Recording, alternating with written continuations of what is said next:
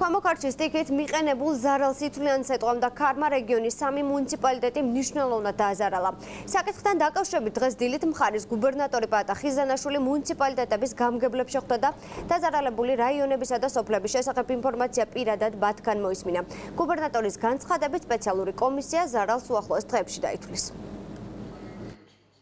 ძლიერი წვიმისა და ქარიშხლის შედეგად ქვემო ქართლის რეგიონში საცხოვრებელი სახლები და სასოფლო სამეურნეო სავარგულები განადგურდა. უხვი ნალექის შედეგად დაიხოცა შინაური ფრინველი და ცხოველი. სტიქის შედეგად გამოწვეულ პრობლემებზე დღეს სამხარეო საკონსულტაციო საბჭოზე იმსჯელეს, რომელსაც ქვემო ქართლის გუბერნატორი, მუნიციპალიტეტების გამგებლები და რუსთავის მერი ესწრებოდნენ.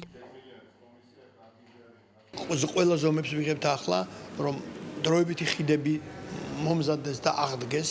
ამის გარდა მოსახლეობა, რომლებიც დარჩა, ასე ვთქვათ, მოწყვეტილი მდინარის გამო და წყალდიდობის გამო, მათი საკვები პროდუქტებით მომარაგება უკვე დაიწყო. დიდი და პატარა ირაგა, ჯიგრაშენი, ამ სოფლებში დაზიანებულია ხიდები, ანუ წყალმა მოწყვეტა და წაიღო, ასევე დააზიანა ადგილობრივი მცხოვრების ფერმა, რომელსაც დაეხოცა მსხვერპლობა პირუტყვი.